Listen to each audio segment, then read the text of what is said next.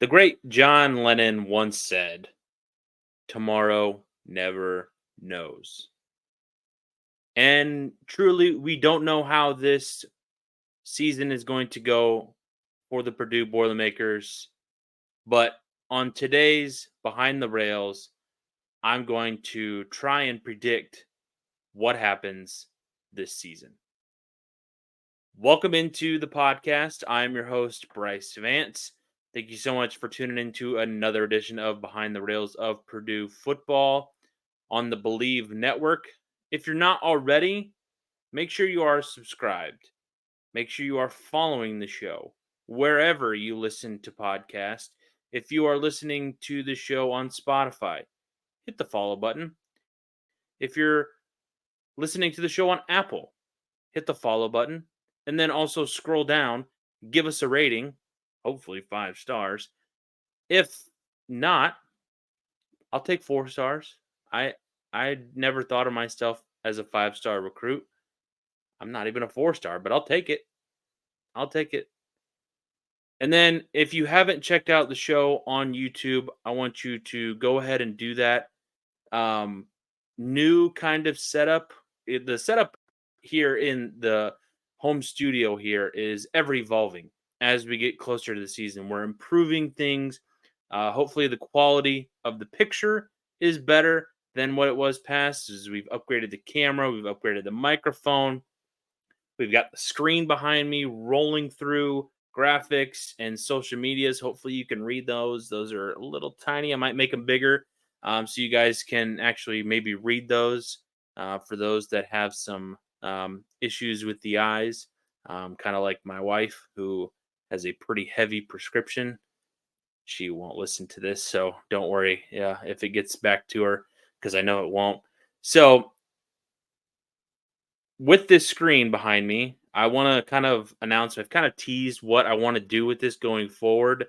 I want to keep doing some of these things that are going forward on the screen behind me, have the schedule that will be updated, and I'll have my predictions on there and see if I'm right or wrong as the season goes on. We'll have the logo and the socials on there. But if you're a Purdue fan who listens to this podcast, first off, get more people to listen to this podcast. And then if you're going to be out at Ross-Ade next week on Saturday, if you're going to be there taking pictures, taking selfies, send them to me. DM me, send them to the email that's behind me. And I'll put you here on the screen.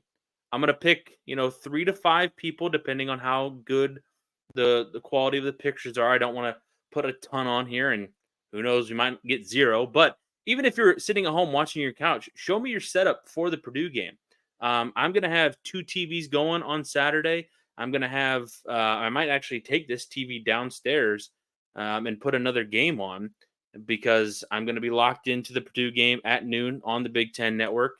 And there's going to be a ton of other games going on. I don't want to lose focus. I'm, a huge college football fan in general. So I'm going to have multiple TVs going. If you have the same, send me pics. Send me what you got going on for the Purdue game. Send me you dressed up in your Purdue gear. I'll throw it on the screen, give you a shout out on the show, and just want to get you guys involved with the show. I see plenty of people commenting, liking, giving their predictions, and it brings me some joy because people are starting to really enjoy the podcast as it's been revamped for the 2023 season. And I don't have to be the only Purdue football podcast you listen to. There are plenty of other good ones out there. I know Big Time Boiler has shouted us out on the show, and he's done a great job over there. Those guys are doing excellent work. There's other podcasts you can listen to. I'll just be one of many Purdue football podcasts that you listen to, as I could be just a different voice and maybe a different perspective you have not heard, and hope to enjoy as the 2023 season goes out. You can also follow me social media. I've been tweeting out clips, posting TikToks of clips of the show on Instagram Reels, all that good stuff in case you can't catch the full show or just want to see me in bite size. I know I can be a lot to take in for 20 to 30 minutes on a full video on YouTube, but those views count as well. So on this edition of the podcast, and I know on last Thursday's episode, I said that I was going to give you my record, and I slipped my mind. But I'm going to give you my prediction for the season on this show, and I'm going to post it on social media. And what I want you to do is also comment what you think Purdue is going to do this season. You can comment below if you're watching. You can send me a message or comment on the post on social media. So give me your prediction for what Purdue is going to be this season. I'm also going to give you some predictions about some of the stats and stuff. I think that we're going to go through the offensive side of the ball. We're going to go through the defensive side of the ball and give us some stat predictions, some outlook on what I think some of the guys would do. How many yards will Hudson Card throw for? How many tackles? Who's going to be the leading tackler? Who's going to lead the team in sacks? How many wins over top 25 teams is Purdue going to have this year? Those are the types of things that we're going to get into here on the podcast. So let's get into it. First off, I kind of alluded to it when I previewed the offense, and I think I actually made a little snippet of this and posted it out on social media. I think Devin Mockabee is going to reach 1,000 yards rushing this season. I think the way that we've kind of talked about the offense so far is that, yes, it's going to be an air raid.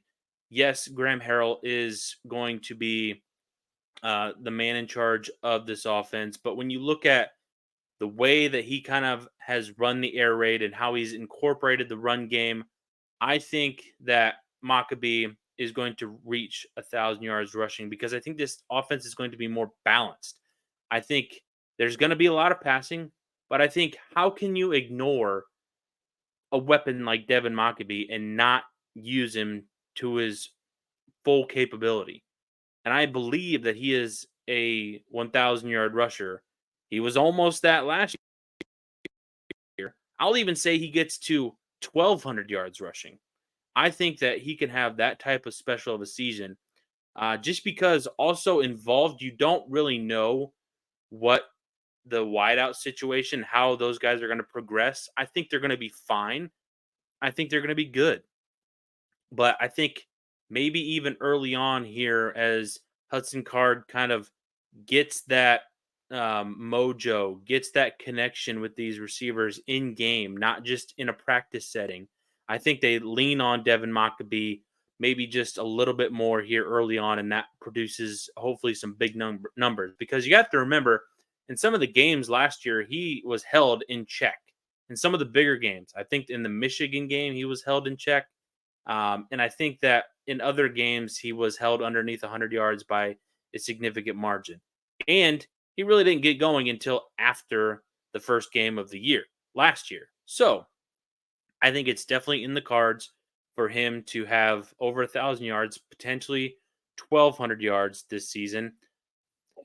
And I think also he's going to be involved in the passing game a lot. He's going to have a lot of receptions. He had over 30 last year. I think he comes close to that number once again this year. I think they might try to get more guys involved. So it might not just be him in the backfield getting those receptions. I think for Hudson Card, I think that he is going to throw for over 3,300 yards and for more than 27 touchdowns. Those numbers, the yardage is a little less than Aiden O'Connell last year, but it's more touchdowns. I think that this offense is going to progress and get better as the season goes along. I think the wideouts are going to get better as they get more experience and they find their roles and who's coming in and is going to be a breakout type receiver. I think that Hudson Card is going to be very productive. I think he's going to be smart with the ball. I don't think he's going to be throwing a lot of interceptions. I think he'll throw less than 10 interceptions as well this season. That'll be less than what O'Connell threw. I think he threw 13 or 14 last season. So I think he's going to be much more efficient than Aiden was last season. because Aiden was much better in the 2021 season as far as efficiency and completion percentage and all that. So I think that with the balancing of that offense and Maccabee getting more production on the ground, I think you probably see that passing number just dip from what it was last year from O'Connell to what Card is. It's still right there. It's still pretty close. It's averaging close to nearly 300 yards per game. I think that it's probably 270, two something, 280 maybe yards per game. So I think this offense, I have pretty high hopes for it that it's going to be a well-oiled machine as the season goes along. I don't really necessarily have a prediction for a breakout receiver, but I think I have a prediction for who is going to be their top receiver this year. And I think it's an easy answer that it's going to be TJ Sheffield just because he's the most experienced guy coming back as the leading returning receiver back on the roster. I think he has over 70 catches, over 700 yards, and 8 touchdowns. I think that's double what he had in 2022. He only had 4 touchdown receptions last year. I think he doubles that this year, almost doubles his receiving total, and almost nearly doubles his reception total as well. He was about 46 catches, about 460 something yards last season. So I think his production increases because he's going to be the main guy, I believe, this year. I think it probably goes him, Deion Burks, Marshawn Rice, Garrett Miller. I think is poised for a huge breakout season. I think he's going to be that Payne Durham type, where it's going to be. I think he's going to be. I think Hudson Card is going to be spreading the ball around to a lot of different guys, just because I think he's going to try to get a lot of guys involved, and because a lot of guys are going to try and step up and be that breakout type guy. And I think there's a number of different options, number of different skill sets that could be used as well, because there are many different types of receivers that Purdue has on the roster right now and can be taken advantage of. Let's go to the defensive side of the ball. Sanusi Kane. He was the leading tackler for the team last year. I don't think so again this year. I think it's going to be somebody else. I think so, and I alluded to it on the defensive preview last Thursday or last Sunday, excuse me. I think that it's not going to be Sanusi Kane leading the team in tackles. I think it's going to be somebody else. I think it could be Kadrain Jenkins. I think it could be it might be Cam Allen. It could be OC Brothers. It could be Clyde Washington. You would hope that it's a linebacker. I think, because if they're getting to the third level in the defense, that's a problem. You need the guys in the middle, at least the linebackers, if it's not the guys up front swallowing them, that I think that it needs to be a linebacker. That's where Brothers, Washington, Yanni Karloftis. I don't think he's going to get up there as far as numbers and tackles, but he could take away some of those tackles. But you need guys that are in that second line of defense that are swallowing up the run game, making tackles over the middle, just so Sanusi Kane is not coming up and having to make what feels like a ton of tackles every single game, because that means bigger plays are happening 7, 8 yards, maybe even further downfield, that Kane is having to kind of sweep things up and clean up the mess that was in front of him. So I think if it's not him this season, I think that means the defense has improved.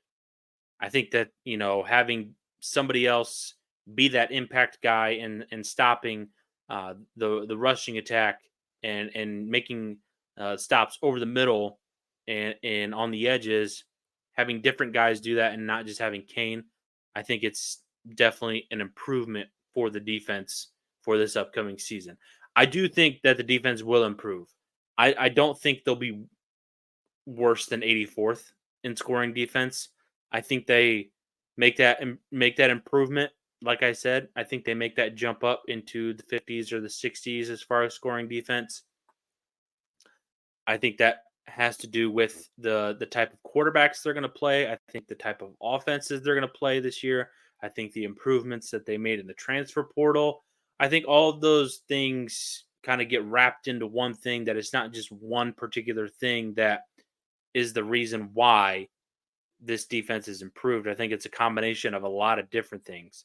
So, and hopefully, less turnovers on the offensive side of the ball, as I mentioned, also plays into that. So, a lot of different factors, especially when you have also a defensive minded head coach coming in, changing things, how things are done, I think is also going to make a vast improvement. One other thing I wanted to get to on the defense before I get to a couple of my other final predictions for the season. I think Malik Langham and Jeremy Mba, that duo that transferred in that are going to be playing on the edges, I think those two guys are going to combine together for more than 12 sacks this year. I think those guys bring a higher level. I think they have a higher floor, maybe a little bit higher ceiling than what Purdue has had as far as on the edges the last couple of years, ever since I think probably George Karlaftis. I think that these guys on the edge are going to be much improved.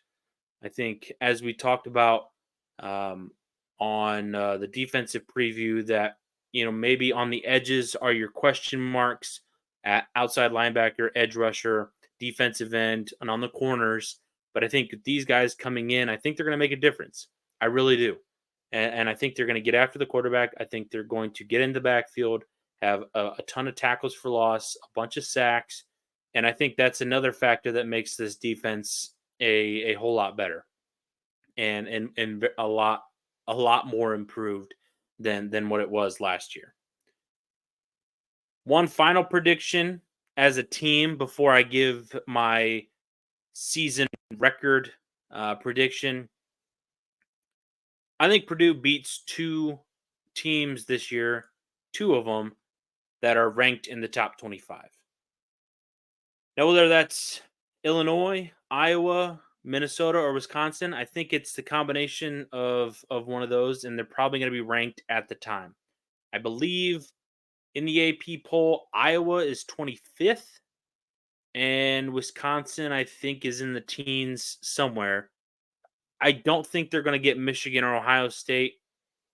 I mean, that would count towards it, but I think they get two top 25 wins this year, and I think those would be kind of signature wins. They wouldn't be kind of, they would be signature wins for Ryan Walters in year one. And to get your start as a head coach and get two top 25 wins on your resume in your first season, I think would be great. I think they can do it too, because even if Iowa's still ranked 25th by the time Purdue travels out there and takes on the Hawkeyes, it's a top 25 win. I think it's a game that can be won. I think there's a good chance Illinois is ranked. I think there's a good chance Minnesota is ranked at the time, just because there's a good chance that those teams are going to pile up a few wins here early on in the season, and maybe not Minnesota by the time that November rolls around, but they could be jumping in there, and getting knocked out, and playing that dance throughout the season, just because their schedule is so difficult, and they might upset one of those teams on their schedule that is probably also ranked in the top 25. So count them, two top 25 wins for Purdue this season. That brings us to the season prediction for Purdue this season. I believe their record will be 7-5. I put out a poll on Saturday as week 0 games were kicking off, and I asked, will Purdue go to a bowl this year? I put 4 different options on social media, on Twitter, X, now what is formerly known as Twitter. Uh, I hope so. I wish. I doubt it. I don't care. As the four options. Those people that don't care, whatever. But it was kind of split on I wish and I hope so. With that 7-5 record, I think you probably get to bowl eligibility by the time that you are about to play Indiana. So I think they pick up that sixth win at Northwestern. I think they pick up their seventh win over Indiana in the old Oaken Bucket game. And I think they start off the season 3-0. I picked wins over Fresno State, Virginia Tech, Syracuse. I think they end up beating Iowa and Nebraska. That's 1, 2, 3, 4, 5, and then I think they beat Northwestern in Indiana. Now you could talk me into flipping a couple of those games. Do they beat Illinois? Do they beat Minnesota? I think you could flip a couple results, but that's why in the schedule preview show I called those games toss ups because that's what they are. They're toss ups. I think if if they get one of the long shot wins that I thought about in the last episode, if they get the win over Wisconsin, further enhances that their chances of making a bowl are through the roof. I think they beat Wisconsin. I think 8 wins is a possibility if they can beat Wisconsin. Now, if they beat Michigan or Ohio State, maybe it's just a one off. But I think that definitely increases their chances that they're going to a bowl. I mean, that gives you a lot of momentum, gives you another signature win. So a lot, a lot of positivity, I think, with this season going in year one under Ryan Walters. And we get to find out on Saturday. And going forward, as the schedule kind of wraps up here of the preseason shows, Thursday will be the Fresno State preview. I'll have another episode out on Sunday recapping the show, recapping the game, excuse me, against the Bulldogs. And then we'll kind of follow that Thursday, Sunday schedule for the rest of the season. Might move up, the Wisconsin game in week 4 might move up that preview to Wednesday because that game is going to be played a day earlier on Friday.